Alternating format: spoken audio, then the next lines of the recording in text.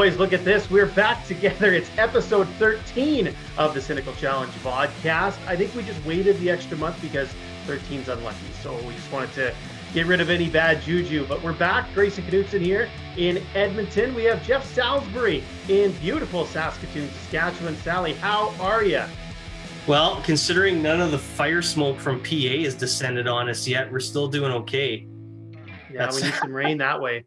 Oh, big time. It is so dry out here. I mean, there's been a little bit of rain around the city, but anywhere north of Saskatoon, people are lighting fires by accident just by tossing butts in the ditch. So brutal. I hope we get some rain that way. We had a lot of it the last couple of days and some snow as well.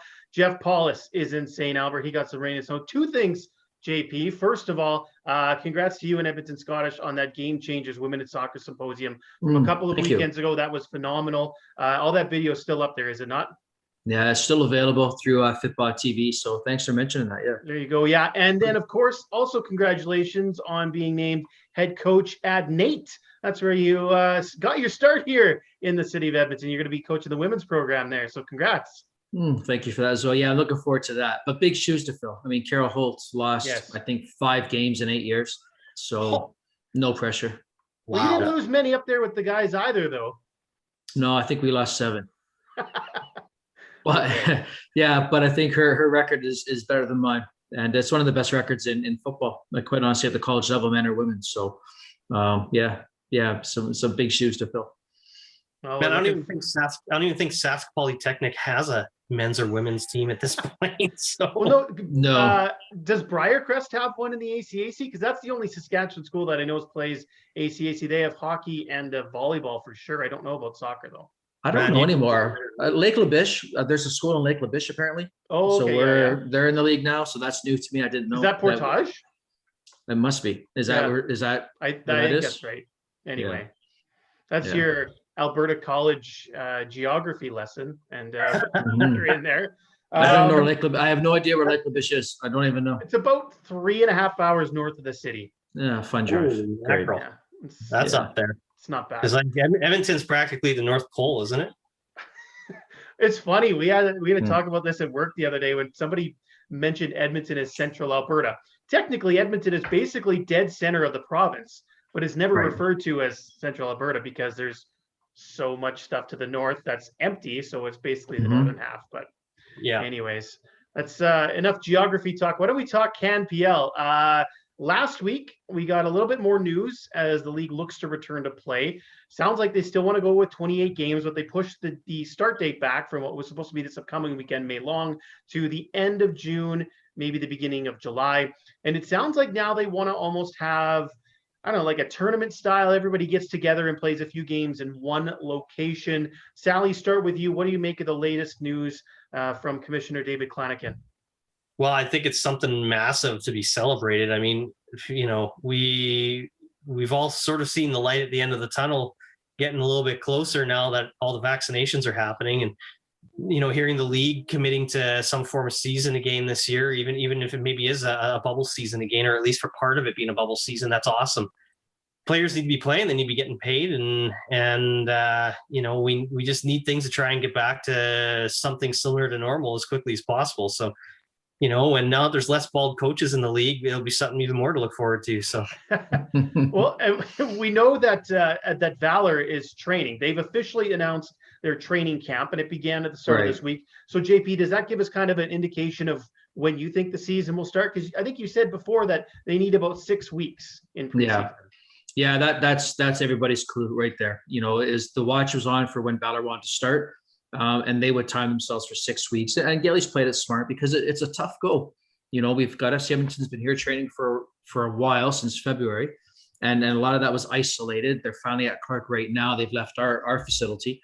And but that's a tough go on these players. It's every day going out doing one on nothing training. And it gets very heavy on the mind. So the indication, and Gailey knew that, Gailey's been through it, and he was not going to start until he knew that they had a timeline. And because he said, what's the point? You can't have just training. It's like my military days. All we did was train all the time. We never actually go and got to play a real game. Maybe that's a good thing, as a Navy, but you get tired of it. And it's no different for footballers.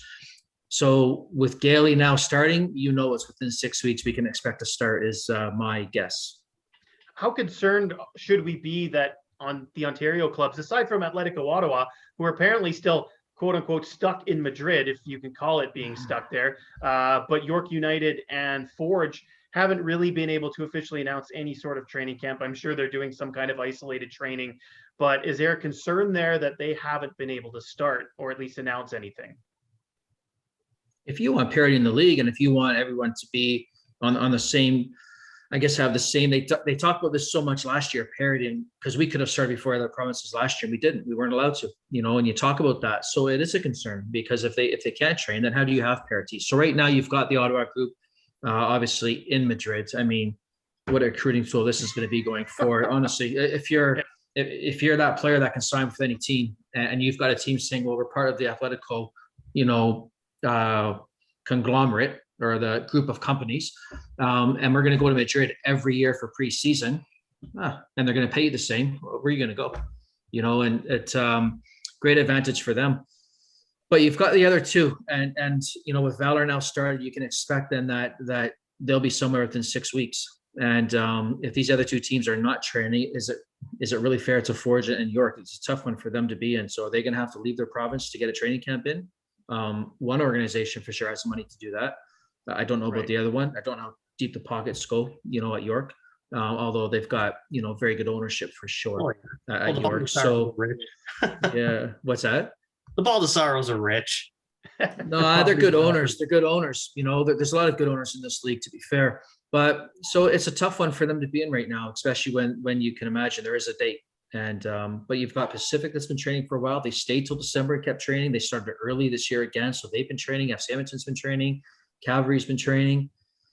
Everybody, Halifax, they've not had the same. They've been in a much better situation than the rest of the country in Nova Scotia anyway. So they've had up until recently. I don't know if they're able to train right now, if they're shut down as well. But they've been able to get out and kick a ball. So it's tough on these two teams. And is it fair for them to be starting? I don't know. It sounds like Ontario might ease some restrictions next week or at the end of next week, close to the end of the month. So maybe they'll get some kind of exemption then, because I still think even if they do ease up some restrictions out there, they're going to have to get an exemption because it's not going to open up quite as much as they would need to just go ahead and do stuff. Sally, I know that one of the big things that the league needs to do is get fans back. And it's going to be hard, I think, at some of these places to rebuild the fan bases, having been away for, man, it's going to be close to 2 years by the time people get back in the stands. Just, are you concerned about that at all, or do you think people are going to be just so excited to get back that it's not going to matter? I think that the first season was a smashing success when it comes to selling the product of the league to spectators, and I think that people are just going to be chomping at the bit to get back in the stands and watch their clubs. Hopefully seeing the success of the league over the last couple of years and some of the media attention it's gotten, maybe we'll even see a little bump in attendances. That'd be fantastic. I know Edmonton sure as hell needs it, but maybe a new head coach will help there. But this is many jabs as you can get in, eh? I know. Coming from the guy without a CPL team. A coming CPL club. Come on now. We'll be there in 2023. It's all good. It's all in the plans, all in the works. I need to say something though before I forget, because I don't want to forget. But if we can jump back to Valor for a split second. Yes. It was awesome seeing that there are 3 Sasky boys that are hopefully going to be suiting up for their regular squad. Brett Levi obviously has a contract.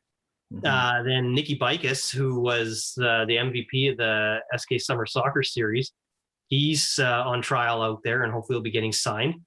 And oh my God, I knew I was going to forget his name, but there's a third one from here, I want to say he's actually from Saskatoon as well. That's on trial with Valor right now. You have 3 players in your province and you can't remember the name of one of them. I know, right? Shame on me, but yeah, no, it's good. I mean, I'm hoping all 3 of them are able to. Well, sorry, I should say 2 of the 3 of them. So Nicky and the third are able to get contracts out there, because that'd be awesome. And quite frankly, we're going to steal them from Valor for 2023 so they can suit up for their hometown club. We're going to steal them. We're going to steal Drew Becky. Trying to think of who else we're going to grab, but there's a few Sasky players that are out there we're going to grab, and they're all going to be suiting up for us in 2023. It's going to be something beautiful. That's awesome. I've been a fan of Nico Bikis, working with the U of A, watching the U of S come in for a long time. So I'm looking forward to him. I think he's CPL level.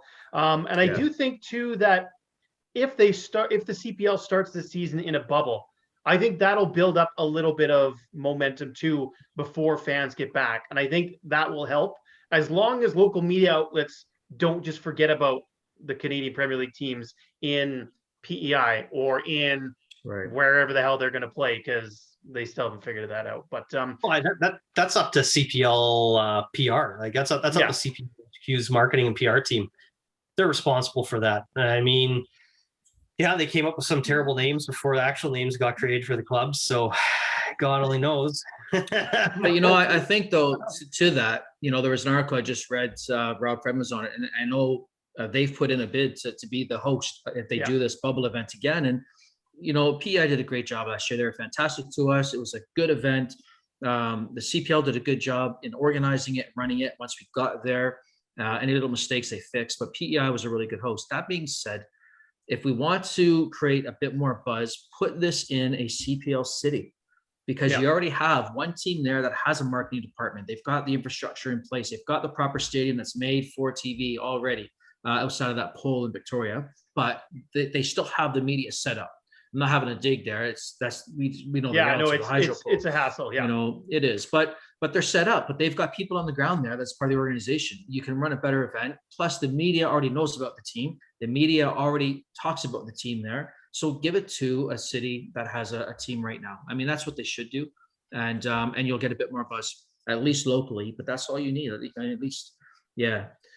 And there's my 2 cents. That's a smaller market too, and I know the two TV stations out there would get right behind that. Both Czech and the CTV affiliate in Victoria would get right behind that. Whereas if it was in a Calgary or Edmonton, it might be exciting for a day, and then it might get kind of lost.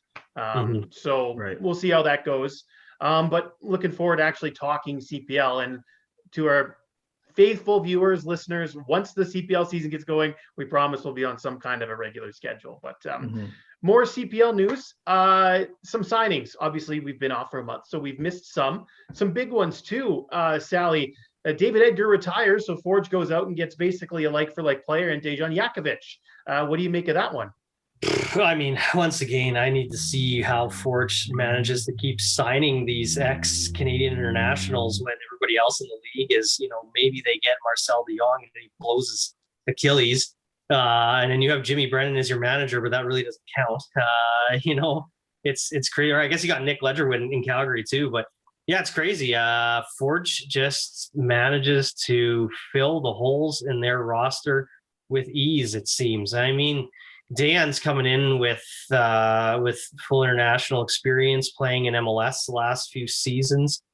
What more could you ask for? I mean, you're just gonna have a backline general that's easily going to replace what Edgar brought to the club. I mean, I think Edgar was a more athletic player, even in his latter years there. I think Dan's always been a little bit on the slower side, but you have a guy who's probably even better in the air than what David was. And that's pretty major. So yeah, I mean, again, a big signing like that on their back line, I think probably, again, it puts them into the top two contention in the league once again. So yeah, they just seem to plug the hole perfectly, didn't they? So Forge makes a move at the back end, JP. Cavalry gets a little bit offensive. They get Joe Mason, a guy who scored in the English Championship. Do you think that translates over here in the CPL? Well, you like to think so, but we always think that, it's until an international player arrives here and gets playing. Honestly, they're hard to predict, because we've signed over the years at FC Edmonton back in the NASL days some players that were top players. And I remember Oscar from Iceland. I mean, he is a good player. We watched enough video on him and enough games to know. And then he came here and just the environment, the food, the diet, training on turf every day. It wasn't for him, and it'll be the same scenario now where you've got Mason coming here playing most of his games on turf fields. You never know. I mean, on paper, great signing. On paper, maybe one of the marquee signings in the league over the last 2 years. I would say he's right up there, certainly with the left fullback for Valor, name escapes me, played in French second division. Name escapes me. He was injured last year, so Right. it's hard. I forget. But he's that kind of a signing for me. I mean, the English Championship is it's a much higher level than what we're talking about here, and so it could be a great one. What's interesting is you've got two teams for me though, in Forge and Calvary. So my question mark for Forge this year is, even though they got Borges back, my question mark is still who's going to score the goals, honestly, because in 2019, as good as Borges was, he was very ineffective against us. We knew how to play against him, and we stopped him every time. He really didn't cause us that many issues in 2019. As great a season as he had, and but we never let him come inside, and we always watched for him.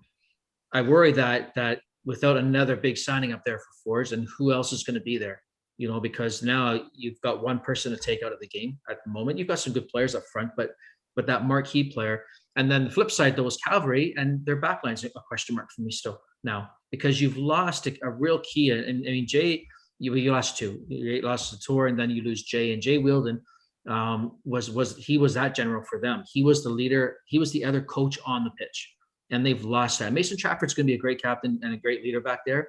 Jay was different. Jay has a different DNA than a lot of players in this league had, and they're going to miss him. So defensive questions for Calvary, which is crazy to say, and offensive questions for me for Forge, which is also crazy to say. But so those signings balance each other out, but they don't solve what I think are the team's current weaknesses. Yeah, Jay was interesting to me because it's I mean, in soccer obviously you have players who are specified defenders, but like he was like a straight up defender. Like, I'm just staying at home. I'm not going anywhere. If you come anywhere near me, I'm getting the ball and just getting rid of it, move it up to our guys, and they'll deal with offense. I'm gonna stay here. Whereas, your modern day central back, especially on set pieces, that type of thing, looking to get forward, looking to get heads on balls, that kind of thing. So he was an interesting player, and Calvary is going to miss him for sure. Do you guys make any other signings of note that you need to comment on, or should we just move on to the next topic? Just quickly, for me, it's not signings, it's players not coming again once again. Okay. So I know that Jeff was quite excited about York, and now is that same excitement there, because they've got an awful lot of players not showing up. Valor's big midfield signing not coming now. Ronnie Mazza, and Ronnie Mass is a player that would be that same type of caliber signing as Mason. So that's the level of player we're talking about in that signing there as well. Now not coming, so these rosters all of a sudden start to look different. And then now you look at that and you think, okay, they didn't get some key players, those two teams. There's question marks there. And now you look at Pacific, who has their roster here. They've been training, they're playing. They've got I think 16 players turned over, 14 to 16 players turned over from last year. Now you look at them thinking there's a real chance here now for this group of young players with a bit of veterans that are there helping them lead the way. Maybe they can sneak in here now with some of these absences from teams that we expected to do good things this year. And guys that have been brought in are mostly CPL guys anyway. So yeah. Sally, any thoughts? Well, I think just back to the comment about Forge not having the offense and Calvary potentially not having the defense.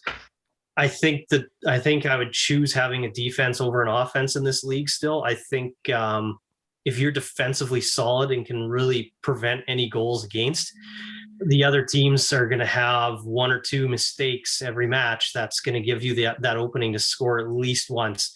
So if you're going out there and winning everything 1-0, you're still getting the 3 points, and that's all it's going to matter in the end. So I think I officially put Forge again as front runners for the league now that they've really solidified that back line with Yakko.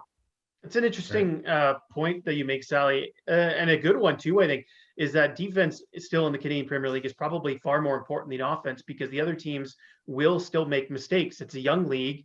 The players don't necessarily have the right, or not right, but as much experience as some of the other leagues around the world. And so there will be mistakes. There will be opportunities for you to score. If you hold up your own end, you should be okay. But why don't we move on? JP, there was an interesting article that came out the last couple of days on the Canadian Premier League website saying that 23 players throughout the league are working on either their C or B Canada Soccer coaching licenses. And the clubs each individual club is going to pay for the fees. I know it's not like a huge amount of money, but it's nice to see that they're pitching it a little bit. What do you make of this? It's kind of a good thing, isn't it, to groom that next crop of coaches? I think it's a great thing. I think that for a couple of reasons, but it's giving back a little bit. These players all lost salary last year, so the fact that now they're getting their coaching licenses paid for, I should actually submit a receipt for mine for money I lost as well last year. But no, so I think it's great because we want players after their playing days are done to come back into Canada and to give back to the Canadian soccer youth in particular. And if we can get ones that were ex-pros doing that more, there hasn't been enough over the last 10 years that have done that and have gone that route after their playing days were done. So this is a push here. I think it's a great initiative with Canada Soccer. I do believe they're also doing something very similar with the female players in Ontario League One. So that's another great initiative to get, because we need more female coaches as well. So these are great things to do for the game here. It'll help the game go forward. The bonus for the teams doing this is players become better players once they learn to coach. And if honestly, at 30 years old, you're a better player after you've had a couple of years of coaching than you were at 23, because you start to think the game different, see the game different, and you're analyzing it different as you're playing. So I think there's a side benefit there for them getting their coaching licenses. Oh yeah, for sure. Too bad you didn't have the 23-year-old legs though. Yeah, well, my 23-year-old legs are 30-year-old legs anyhow. So it's yeah. I think every team had at least one player who was getting either their C or B licenses, except FC Edmonton. And I know, but there's a number of players on that team who already have C or B. I think even, does Ramon have his UEFA B or something like that? There's a couple of Ramon has UEFA B. Yeah. I'm not sure about the rest of the Canadian license, so I don't think many have done it. Yeah. Anyway, we used to back in the day with our players. We would take them through all the youth courses and then have them run on camps and stuff for us. But so I would put them through those courses myself and monitor them through that, assess them. But I'm not sure. Yeah, so that's surprising though. It's a bit disappointing to hear that. Well, I think it's super important too that so many of these players are going to be getting their coaching licenses, or at least starting on that pathway, because to me that's a sign of a healthy league system again, in the sense that we're going to see former pros who are going to be coming out and joining that pool of potential Canadian managers. And maybe they're not going to be managing in the CPL right out of the gate. They probably shouldn't be. But hopefully we'll see a bit of a diaspora, in the sense of we'll see a few of them managing in leagues like League One Ontario, the PLSQ, BC League One, whenever the hell that gets going, whatever comes about in the prairies here, and maybe whatever comes about in the Atlantic region eventually, that we'll eventually see just the evolution of sort of that player development pathway to going past their actual playing time and now into that coaching world or other areas of the game outside of just coaching. So if we can see this every year, if we see maybe a half dozen to a dozen players every year that are consistently moving through the coaching licenses, that's awesome. And that's just, like I say, that's a greater sign of a healthy football ecosystem growing in the country. Well, we've already seen Ajay Cabra join Atletico Ottawa's assistant coaching staff, so we're already starting to see a little bit of that. So this is like you said, it's a great thing, and hopefully things keep moving forward. Just quickly, go ahead. Sorry, I would have. I mean, part of the succession plan at FC Edmonton was to make Tony an assistant coach. Right. I would have made him an assistant coach at our club for sure. He's got the right demeanor for it. I think he'd be a very good coach, and many years of experience playing. So what happened here with him? Delighted for Ajay, delighted for him, and I think he's got some real opportunities now ahead of him being involved with Atletico. I know some of those guys too are doing, and they're not coaching teams, but they are doing some one-on-one skills type of stuff. So a little bit of some coaching stuff here in the city with some of their spare time as well. So very cool. Yeah. Something else that's really cool. Let's go around Europe and see, look at all of the trophies that Canadians are winning. Scotty Arfield won the Scottish Premiership. Alphonso Davies and Bayern Munich won another Bundesliga title. Kyle Larin, Atiba Hutchinson do the double in Turkey. And with a win this weekend, Jonathan David and Lille can win the French league. Like, this is unprecedented for, and I haven't even touched on the females yet. Like, this is unprecedented for what Canadians are doing overseas. Sally, just what do you make of this? Is this a golden age of football in this country right now? I think it's the start of kind of a golden age. Like, I think we're starting to see what things look like when you have a better developed football system back home. Jesse Fleming won the Women's Super League in England. I'm trying to remember if either Kadisha Buchanan or Ashley Lawrence or Jordan Heidema, for that matter, if either Lyon or PSG won the women's league yet. And I'm not sure if that league is done. I know the Women's Champions League final just happened with that lopsided win. Barca was just all over Chelsea. Yeah. Chelsea. Yeah, it was a massacre. But still, I mean, yeah, like, it's crazy. I mean, yeah, we still have Jonathan David to go. Rumors circulating that he plays for Passos de Ferreira in Portugal. Eustáquio. Yeah. Steven Eustáquio. Yeah. Eustáquio might be getting bought by Porto during the summer transfer window. That's been circulating, which would be awesome because then he'd be guaranteed Champions League football next year. Right. Lots of major things happening. Daniil Henry is now back to playing after being injured for a while. So that's good. Good timing for that. Yeah, just so much that's going on. And it's definitely unprecedented, because I think one of the only men's national team players I can recall winning a league is when Diesel won it with Werder Bremen, won the Bundesliga with Werder Bremen. I'm pretty sure they won the league when he was there, early 2000s. I think so. Yeah, it sounds right. Yeah. Yeah, it was before his move to Spurs. Right. But I'm positive that Werder Bremen won the Bundesliga back in the earlier mid 2000s when he was there. So I'm trying to think, like, Ghent didn't win the league with David last year. No, I don't think so. I know they were close. They were like second or third. But I'm trying to think of the last men's national team player to be on a club in Europe to win their domestic league. You might be here all day. Yeah, I'm thinking Diesel. Honestly, I can think of right now. It's really just Atiba. And Atiba with Besiktas. I think he's won it a couple times now, which is insane. I mean, man, can we clone Atiba like 50 times? No kidding. What a race that was in the Turkish Super League, hey? Yeah. They won by one goal. The goal differential was one better than Galatasaray? Yeah, and then Fenerbahce was 2 points back. Yeah. Just to update your League One feminine standings, PSG is a 1 point lead on Lyon. So one of the two of them is gonna win the French league. Yeah. So that's crazy. There you go.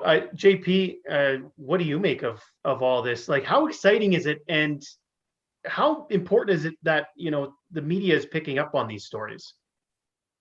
I think that's actually the big piece there. It's great, and it's wonderful and exciting for the individual athletes for sure. And then certainly for Canada Soccer going forward, the more role models we have, the better it is for the young players coming up. You see the effect of Alphonso Davies here in Edmonton with the amount of kids that are just more involved now and more enthused and willing to do things on their own time, because that's what Alphonso did. So we create more role models, but it's the media piece. It's the fact that media is picking this up now. If we can get our sport in the mainstream, in media across this country, that's a step that's needed now, because with that comes sponsorship, and right. The money can start coming into this sport, like it does hockey, for example. So yeah, game changer for sure. I mean, I'm not gonna lie, I've been just stuck on Liverpool this last week here, and my focus has been there. What a goal by Allison, eh? But I'll tell you what, it's in their hands now. It's in their hands. They go into the weekend on Sunday, a win in their Champions League after all that. Amazing. I was so impressed. I thought it was so ballsy to have the keeper go up in a tie game. Right. On the corner. I loved it. Yeah, they needed the win though. I mean, they needed the win. That's how much money comes with Champions League qualification. Yeah. That's what it's all about. That's what that Super League is all about. That's what this is all about. So Yeah. Just as important too has been the media attention on the women as well. Yes. I think that's been as equally as impressive for me. There was a lot of country as that we're coverage, getting. about Yeah. Chelsea being in the Champions League final, and Mhm. Fleming being a part of that team as well. So that was very cool. Yeah. I know When's the last time? Real quick thing, but like, when is the last time that the Women's Champions League final hasn't featured a club from Liga Femina? Like, that's a good question. Yeah. Yeah. It's like, man, it's been, as far as I know, ever since Kadisha's been over there, Lyon, I think, has been in a final and basically won it. Like, I'm trying to think of the last I think they time won 3 in a row for sure. Yeah, and it's just been ridiculous. Like, but does this now start to put a dent in NWSL? Yeah, well, I think that they definitely need to have a look at having some type of women's club World Cup at this point. Yeah. I mean, sure they do. Sure they do. See, I want to see the Portland Thorns take on that Barcelona club and see what happens, because I'd say the Portland might get ugly. I don't know, man. I don't know if it would be that ugly. Like, I mean, that's the question, though. Yeah, that's exactly it. That's why I think we need to see it happen. It'd be fantastic to watch. But you're seeing the money being spent now in a lot of European countries on the female game, the women's game. Sorry. Yeah. Now we are seeing in England, for example, some top teams now, and Emma Hayes is wonderful, but one of the best managers, period, in football right now. She has to be. And but you look what's happening in England with so many strong teams now, and the fight that's there, and the recruiting of players, and pretty big signings now. This is starting to become mainstream overseas. Now Barcelona, of course, with a massive commitment, and you see they win the Champions League. French football has always been dominant in the women's side anyhow, so that's not going to change. I mean, do we start to see talent now filter away from the United States and into these leagues, and does that really start to diminish the NWSL? It'd be an interesting thing to watch over the next 5 years where that ends up, because it was always just NWSL. The best players were coming there. That's not the case now. Some are starting to leave. American players want to stay in WSL. But you've got to think too at the moment with the political stuff and everything going on in the States, and you've got a chance to go play in England or France or Spain, and you're a top player. I don't know. Is the States that exciting anymore? Is it that appealing to want to go live there under this current kind of political environment? I don't know. Not sure it is. Yeah, that's a great point, and I think always on the male side, Europe is a goal for any player in North America, and maybe it wasn't for the women, but maybe it is now. And I mean, look at what Barcelona is doing. Like you said, the investment. I think Spanish football on the women's side is really coming. We've seen it a little bit, but it's really going to start to ramp up now. I'm a little surprised that German clubs don't do as well, because Germany's always had such a strong women's team.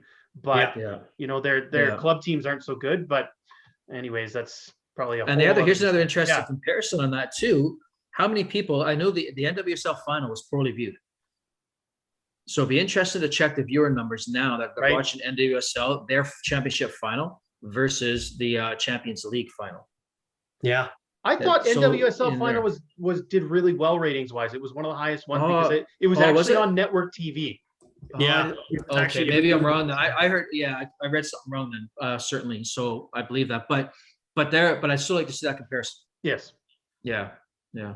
No, that's fair. I was gonna say we talk about Kyle Larin a lot on this podcast because Sally is now a converted fan. He led the Super League with 19 goals. He had three other goals in cups and that kind of thing. And like, he's got 1 year left on his contract with Besiktas. He's 26. Is it time to move?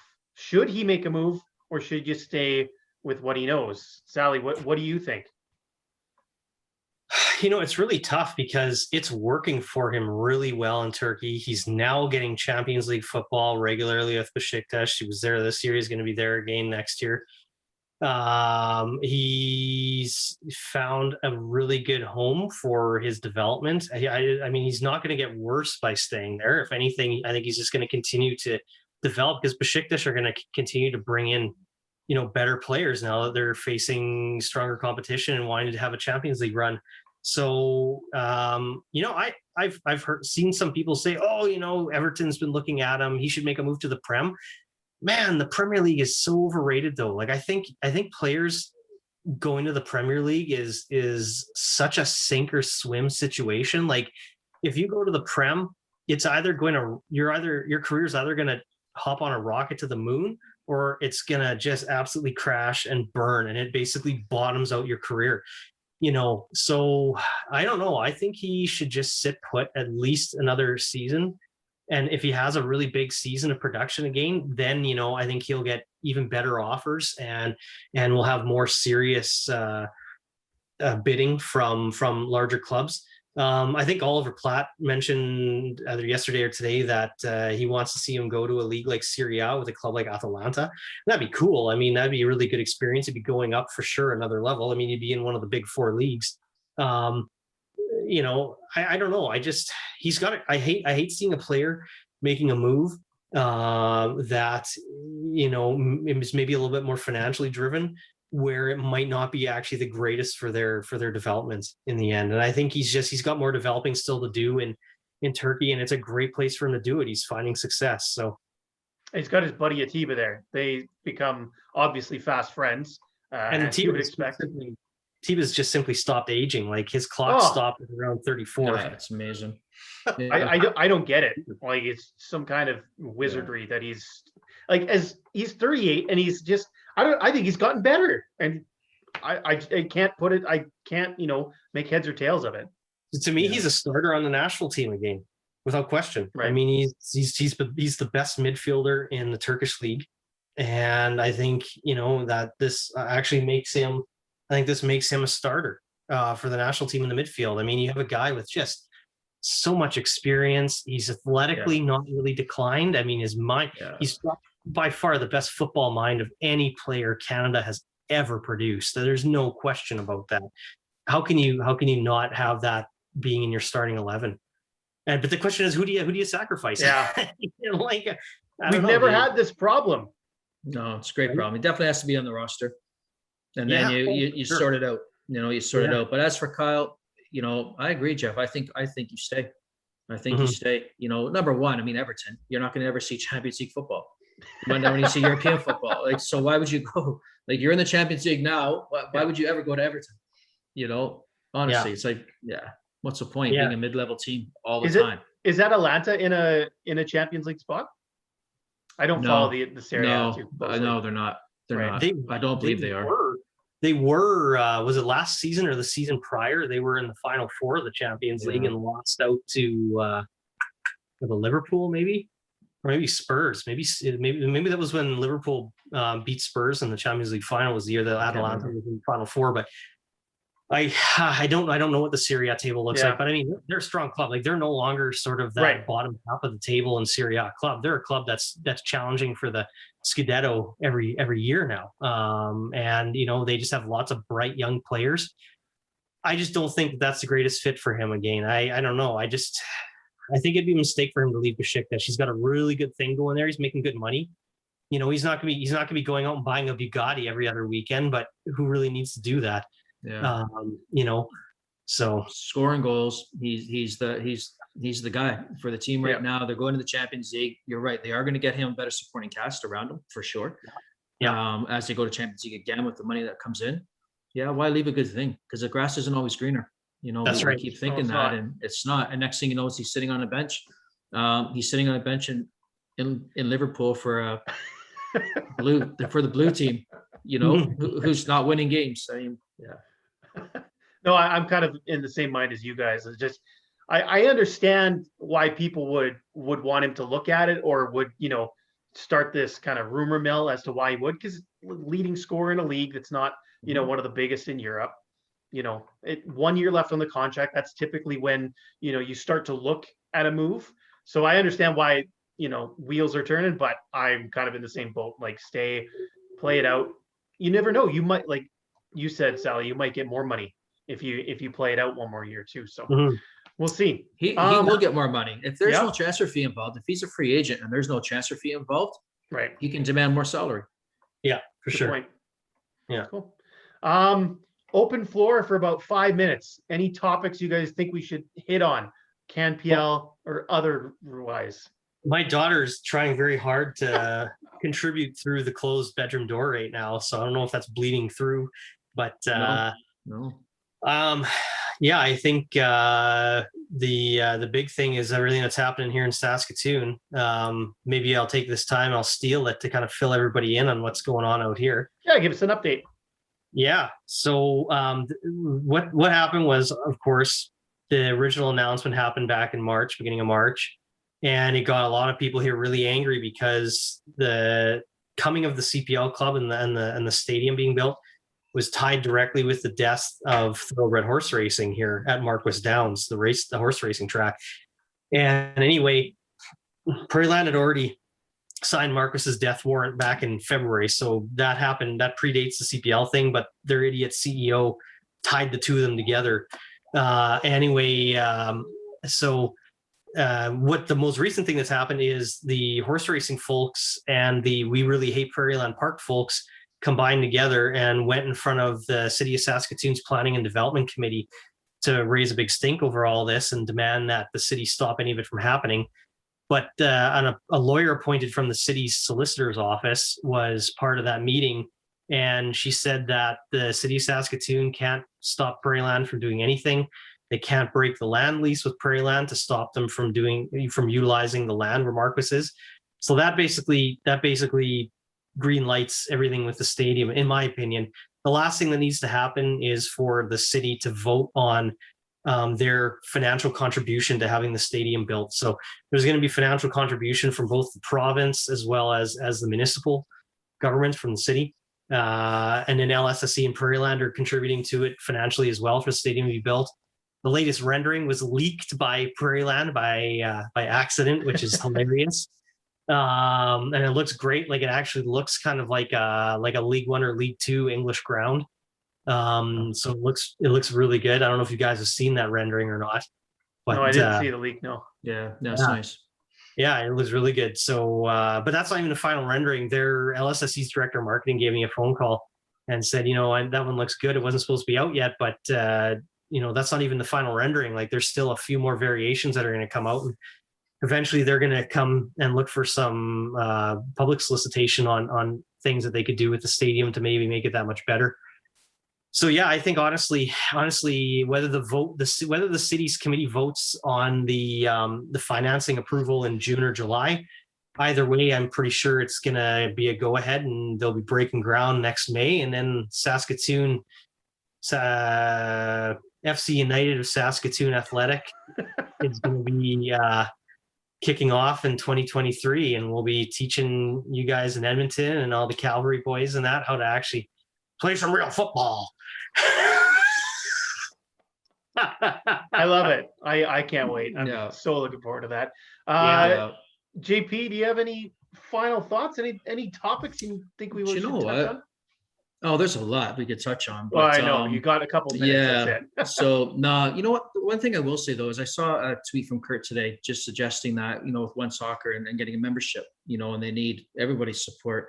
And what I could say is, we can't go to games right now.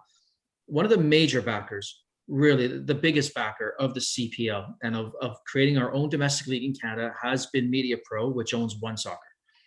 So if we truly, as fans of the CPL, want this league to survive, then buy a membership. I mean, I paid for my own membership in 2019 when they were on our jersey. And I've got a problem with that actually still, but I did. But I did. And but the reality is, though, they are the major sponsor of this league. And without their money, who knows what would happen to this league. So for any CPL fans, if you really want the league to survive, then maybe support the main company that's supporting it. So there's my little talk. I don't get royalties for that. I have paid for my membership, by the way. No discounts either. So I lose 20% of my pay. I'm paying for my soccer membership. Like it's costing me money to be involved around this league. Kurt's sending you a $10 rebate via check in the mail. It'll be the first rebate I get. So hopefully. I'm gonna say we're gonna have to start the hashtag comp JP's One Soccer. We'll start a GoFundMe for you. Honestly. Yes, please. I see how those turn out. They turn out okay. That's right. Yeah, you'll have your One Soccer sub comp for the next 100 years if we do that. Yeah, no kidding. No, but JP, you make a really good point. As critical as people are, and I'll be honest, I'm one of those people who are critical of not the product that they put out, but how they do things and some of the other stuff. But they're the ones who put a lot of money into the league. And not to mention, they also are the home of all the national team matches. And coming up in June, you're probably going to want a subscription for June, July, because we've got World Cup qualifiers. We could have 4 matches in June, and then the Gold Cup. And I think they have. They're pretty sure they still have the rights to the Gold Cup. Do they not? Yeah, they do. Otherwise. Yeah. So I mean, there you go. It's 2 pints. It's 2 pints a month. Yeah. Like when you put it in perspective, it's 2 pints a month to support. And we can't go anywhere to have Canada. a pint anyway right now. So. No. So yeah, honestly, there you go. Is it the day drink on your couch in your athletic shorts? And oh wait, scratch that. How about you? Yeah. How about you, Greg? I hadn't really thought of that. I probably should have thought of something to say before I had asked the question to you two. But I'm just really excited to see everyone's success in Europe, men and women, and I'm really excited to see the qualifiers next month. I want us to get just past this stupid, like, oh God, Suriname is going to beat us, and like, let's just get that out of the way. Let's get past them. Suriname put out their roster today, by the way. So we should expect Canada's within 10 days, or maybe just like 5 days before the thing starts. But anyway, and I want us to get past them. I want us to get past probably Haiti. I know we can do it. Of course. No question. No question with this roster. No question. It's just like, it's almost that thing where it gets in your head in Canadian soccer. You need to do it once before you can do it over and over and over, if that makes sense. Yeah. Well, I mean, we've. Hey, can I say one more thing? Yeah. Go ahead, Jeff. Well, I was going to say, like, we've like World Cup qualifying has never been kind to us in the past, because we would always end up in a group with frickin' Honduras, and they have been our boogie team now for the last 25 years. And like, I mean, now we don't have to worry about facing a nation like Honduras and Tegucigalpa or San Pedro Sula until September, when we're in Las Ocho, and that's got to be the minimum goal, is getting to Las Ocho. I mean, I just still see no reason why we shouldn't be able to make this World Cup, why we shouldn't be able to at least be one of the top 3, because I think we're better than everybody else. It gets a little scary when Jamaica starts picking up guys like Mikel Antonio, because that's a bit of an X factor player, but we still have Alphonso Davies, so they can eat my ass. But that's really all there is to it. No. And this is to not disrespect Haiti in any way, or Suriname, or any of those teams. Yes, I just okay. Well, I just think we're better. In fact, I know we're better. We just have to go out and do it now. Yeah, we're deeper. We're deeper. No, we're deeper. I mean, are we in the golden generation? I like to believe we are. Can we call it that until they qualify for World Cup? Because we've had a team qualify for the World Cup, so I don't think we can. Right. So for me, it's always going to be the 86 group until another group makes the World Cup. I'll always refer back to them. That being said, though, I'm not sure we've had a deeper roster than this. So that alone should get us past these teams. We've got a good starting 11. And we've got a very, very deep roster after that. So I think we almost have 2 starting 11s now, really, almost 2 in every position. Yeah. Brilliant. The last thing I wanted to bring up, actually, a little point is, hopefully I've had a chance to watch. We're talking national team stuff. So the interview with Sandra Priscina and Bev Priestman was amazing. That's the one that you guys did with your symposium. Yeah, amazing. It's on there. It's worth the watch. Bev was amazing on it. And Sandra's a star, as you two know. Friend of the show. Yeah, she's brilliant. So really good interview, the 2 of them. But Bev she was fun in the interview, and just, some really great stuff back and forth. So you get a chance to watch that. It's a good one, and I think Bev's going to do some great things here. All indications on the last couple of games. Yeah, it's exciting time for the women's team as well. Yeah, they got the Olympics coming up, and fingers crossed that, that still goes ahead as planned, and, they do well. So, but I think that's time, boys. Okay. It's been awesome. Finally back together. It was over a month, but we did it. And like I said, once things get rolling again, we'll probably be more regular shows, and especially probably with the qualifiers too. We'll probably try to sneak in a couple as well. So anyways, gentlemen, thanks as always. Look forward to chatting with you again real soon. I got to remember how to edit this thing now. Yeah. No, great show. Well done. Thanks, guys. Cheers.